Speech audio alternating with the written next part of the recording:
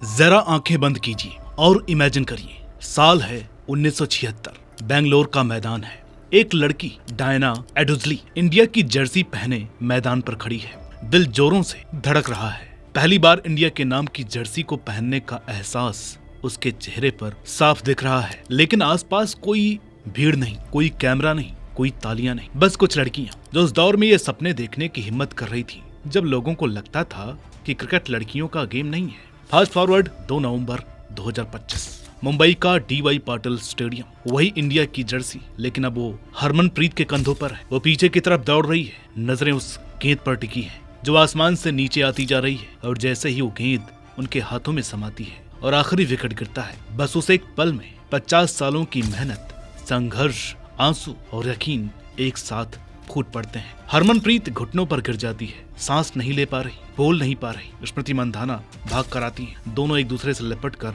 फूट फूट कर रो पड़ती हैं। स्टेडियम के उस पार कमेंट्री बॉक्स में 2 लीजेंड बैठी हैं, मिताली राज और झूलन गोस्वामी। दोनों की आंखों से भी आंसू नहीं रुक रहे।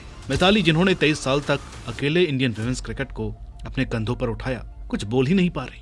और झूलन, इंडिया के सबसे खतरनाक फास्ट बॉलर, वो भी बच्चों की तरह रो रही हैं। ये सिर्फ वर्ल्ड कप ट्रॉफी जीतने का जश्न नहीं है, ये उस हर लड़की का पल है जिसे कभी कहा गया था क्रिकेट तुम्हारे बस की बात नहीं। ये उन डॉर्मेट्री के फ्लोर्स हैं जहां 20 खिलाड़ियों के लिए सिर्फ 4 टॉयलेट हुआ करते थे। ये उन 48 घंटों की ट्रेन जर्नीज हैं, अनरिजर्व कंपार्टमेंट में बैठकर जब लड़कियों को खुद के पैसे से टिकट लेना पड़ता था, क्योंकि न स्पॉन्सर थे, न पैसा, न सपोर्ट। ये वो दिन है जब पूरी टीम 3 क्रिकेट बैट्स शेयर करती थी, क्योंकि खुद का पहला बैट खरीदना लग्जरी माना जाता था। ये उस वक्त की बात है जब डायना एडुल्जी को 1986 में सिर्फ इसलिए लॉर्ड्स पवेलियन में एंट्री नहीं दी गई क्योंकि वो महिला थी। ये उन खिलाड़ियों की कहानी है जो इंटरनेशनल क्रिकेट खेलते हुए साथ साथ अपने बोर्ड एग्जाम्स देती थी और फिर क्लर्क की नौकरी पर लौट जाती थी ताकि घर चल सके। ये उस शांता रंगास्वामी की कहानी है जिन्होंने 1976 में इंडिया की पहली टेस्ट जीत की कैप्टेंसी की थी, बिना मैच फीस के, बिना किसी पहचान के। और आज नवंबर 2025, और यही तो उनका 1983 है। आधी सदी तक का इंतजार करने के बाद किस्मत ने आखिरकार उनके दरवाजे पर दस्तक दी है। नमस्कार, मेरा नाम है अनुराग सूर्यवंशी और आप देख रहे हैं नारद टीवी। वीडियो में आगे बढ़ने से पहले एक रिक्वेस्ट है कि प्लीज इस वीडियो को लाइक जरूर कीजिएगा। जानते हो क्या चीज दिल तोड़ भी देती है और उसी वक्त उसे भर भी देती है? यह एहसास कि कितने सालों तक Indian women's cricket officially exist ही नहीं करता था। चलिए जरा पीछे चलते हैं। साल 1973 में उस वक्त एक शख्स थे, महेंद्र कुमार शर्मा। उन्होंने लखनऊ में women's cricket association of India को रजिस्टर कराया था। हाँ, लखनऊ में, ना कि मुंबई में, ना दिल्ली, क्योंकि असली लड़ाई वहीं से शुरू हुई थी। उस समय महिला क्रिकेट बीसीसीआई के तहत नहीं आता था। पूरे 33 साल तक इन योद्धाओं ने एक ऐसी ऑर्गेनाइजेशन के तहत क्रिकेट खेला जिनके पास न पैसा था, न इंफ्रास्ट्रक्चर, न दुनिया के सबसे अमीर क्रिकेट बोर्ड का सहारा। बीसीसीआई को न उनकी जरूरत थी, न उन पर भरोसा था, और सच कहे तो उन्हें महिलाओं का क्रिकेट चाहिए नहीं था। और अब आती हैं डायना एडुल्जी। उन्होंने 1978 में इंडिया की कप्तानी संभाली। उन्होंने टेस्ट क्रिकेट में सबसे ज्यादा गेंदें डाली, पूरे 5,998 डिलीवरीज।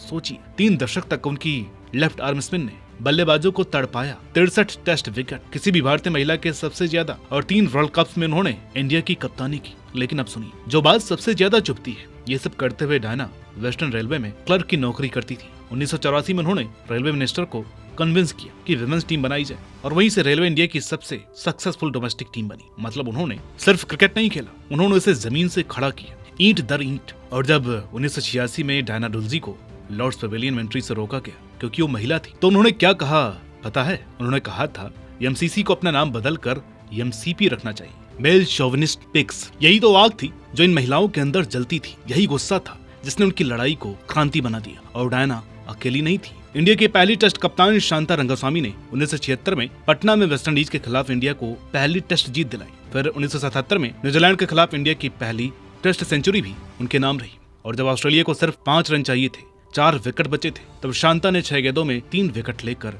मैच ड्रॉ कराया था। सोचिए, प्रेशर, वो विश्वास, लेकिन सबके बदले उन्हें क्या मिला? कुछ नहीं, न मैच फीस, न कॉन्ट्रैक्ट्स, न स्पॉन्सर्स। ये महिलाएं सिर्फ क्रिकेट के प्यार में खेलती थी, समाज ने इसे हॉबी कहा, प्रोफेशन नहीं। फिर आती हैं अंजुम चोपड़ा। 1977 में पैदा हुई और सिर्फ 17 साल की उम्र में ओडीआई डेब्यू किया। वो पहली भारतीय महिला बनी जिन्होंने 1000 ओडीआई रन पूरे किए, 127 ओडीआई 12 टेस्ट, 18 टी20 खेले, लेकिन अंजुम का सफर सिर्फ आंकड़ों तक सीमित नहीं था।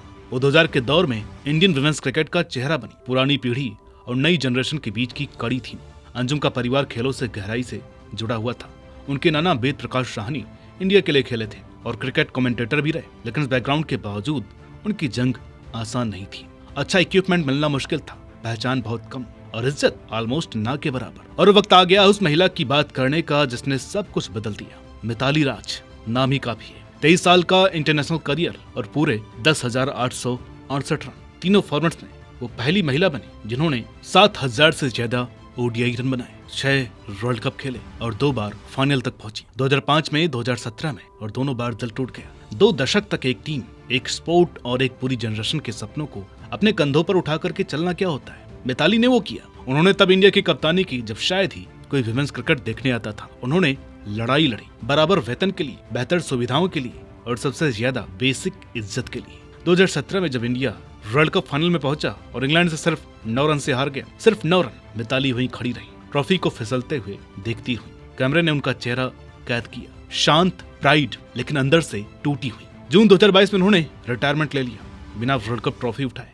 वो दर्द, वो अधूरा सपना सालों तक उनके साथ रहा। और जब 2025 में इंडिया ने वर्ल्ड कप जीता, तब मिताली ने लिखा, 2005 के हार्ट ब्रेक से लेकर 2017 की फाइट तक, हर आंसू, हर सैक्रिफाइस, हर वो लड़की जिसने बैट उठाया ये सोचकर कि हम बिलोंग करते हैं, सब कुछ बस इसी पल के लिए था। मिताली के साथ उन 2 दशकों में एक और दिग्गज खड़ी रही, झूलन गोस्वामी, 6 फीट लंबी, right arm fast, the Chakda Express. वो पहली महिला बनी जिन्होंने 200 ओडीआई विकेट ली और अंत में उनका आंकड़ा था 255 विकेट। 2002 से 2022 तक 20 साल की लगातार बेहिसाब मेहनत और कंसिस्टेंसी। मिताली ने एक बार कहा था, नेट्स में मैं झूलन से पूछती थी, इतनी आंख क्यों गल रही हो, मैं तुम्हारी टीममेट हूँ ना। और झूलन हंसकर कहती, आउट करना टफेस्ट काम है, न प्रैक्टिस में राहत न मैच में। मिताली ने याद किया था कि वो लंबे वक्त तक अकेले एक छोर से लड़ती थी। कभी कभी सपोर्ट मिलता था, लेकिन ज्यादातर वक्त वो खुद ही प्रेशर बना रही होती थी। सितंबर 2022 में झूलन ने रिटायरमेंट लिया, वो भी अधूरे सपने के साथ। लेकिन 2025 वर्ल्ड कप से पहले हरमनप्रीत और स्मृति एक रात उनके कमरे में पहुंची। उन्होंने कहा,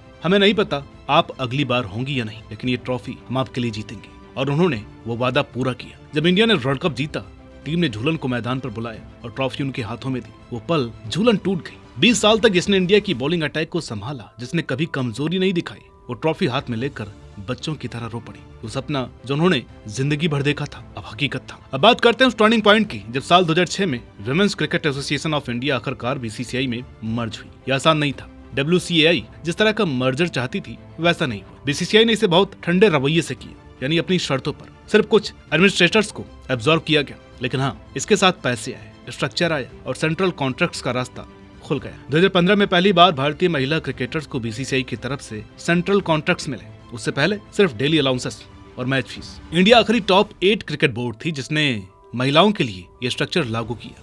और फिर आया 2017, वो वर्ल्ड कप फाइनल लॉर्ड्स का।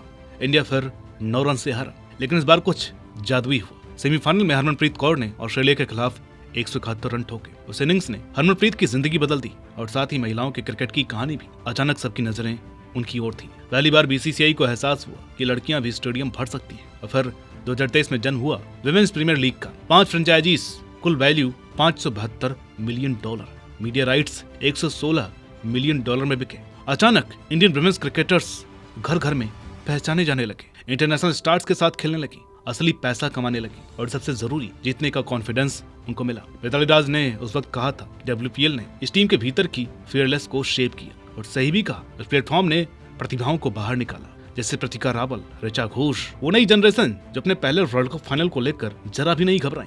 और फिर आया 2 नवंबर 2025, वर्ल्ड कप का फाइनल। सामने था साउथ अफ्रीका। इंडिया ने पहले बैटिंग की। शेफाली वर्मा, वही लड़की जिसने हरियाणा में क्रिकेट खेलने के लिए अपने बाल कटवा लिए थे और लड़का बनकर मैदान में उतरी थी। उन्होंने 70 गेंदों में 87 रन ठोक दिए और दीप्ति शर्मा ने शानदार 58 रन बनाए। इंडिया का स्कोर बोर्ड चमक उठा, 298 रन, 7 विकेट। जवाब में साउथ अफ्रीका ने पूरी ताकत लगा दी, लेकिन दीप्ति शर्मा ने गेंद से कमाल कर दिखाया, 5 विकेट 39 रन पर। और हैरानी की बात ये कि शेफाली, जिसने अब तक अपने ओडीआई करियर में सिर्फ 1 विकेट लिया था, उन्होंने इस फाइनल में 2 बेहद अहम विकेट झटके। वो किस्मत थी जो 50 साल बाद आखिरकार मुस्कुराई। रात के ठीक 12 बजे हरमनप्रीत कौर ने वो आखिरी कैच पकड़ा। वो मैदान के कोने से दूसरे कोने तक भागी, चिल्लाई, चीखी, फिर एक पल को रुक गई। पीछे हटकर अपनी टीम को जश्न मनाते हुए देखती रही, जैसे खुद यकीन नहीं हो रहा है कि सपना सच हो गया। उन्होंने कोच अमोल मजूमदार के पैर छुए, फिर स्मृति को गले लगा लिया। इस पल में बस इमोशंस थे, शब्द नहीं। टीम ने अंजुम चोपड़ा, मिताली राज और झूलन गोस्वामी को मैदान के बीच बुलाया। ट्रॉफी इनके हाथों में थी। सबने कहा, दीदी ये आपके लिए था। उस पल में हर कतरा, हर त्याग, हर इंतजार, सब कुछ वर्थ इट लग रहा था। दर्शक दीर्घा में बैठी डायना एडुल्जी की आंखों में आंसू थे। उन्होंने कहा, ये हमारे लिए एक रेड लेटर डे है। 50 साल की मेहनत आज रंग लाई है। ये हमारा 1983 का पल है। देखिए दोस्तों, ये सिर्फ एक क्रिकेट मैच की जीत नहीं थी,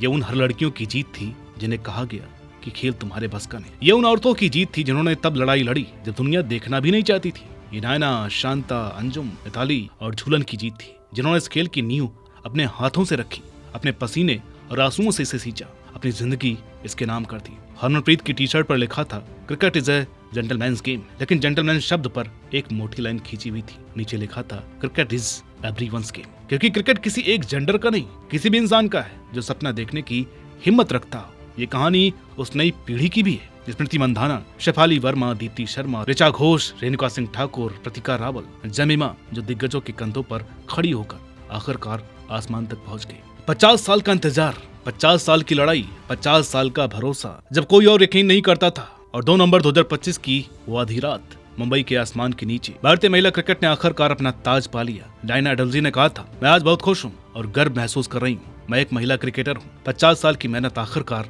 रंग लाई। ये सिर्फ उनकी कहानी नहीं है, ये भारत की कहानी है। हर उस लड़की की कहानी है जिसने कभी असंभव सपना देखने की हिम्मत की, जिन्होंने डॉर्मेटरी के फर्श पर सोने से लेकर वर्ल्ड कप ट्रॉफी उठाने तक का सफर तय किया, जिन्होंने 3 बैट शेयर करने से लेकर वर्ल्ड चैंपियंस बनने तक का सफर जिया, जिन्हें लॉर्ड्स में एंट्री नहीं दी गई थी, आज वही दुनिया को जीत चुकी है। यही होता है जब हिम्मत को मौका मिलता है, जब बलिदान को पहचान मिलती है, जब सपने किस्मत से मिलते हैं। आज भारत की बेटियां सिर्फ क्रिकेट नहीं खेल रही हैं, वो इतिहास लिख रही हैं। एक गेंद पर एक लाइन, एक बाउंड्री पर एक किस्सा, एक जीत पर एक सपना। और बस ये दोस्तों, वो सबसे खूबसूरत ट्रिब्यूट जो हम 50 साल की सडिग, अटूट और अविस्मरणीय हिम्मत को दे सकते हैं। जय हिंद।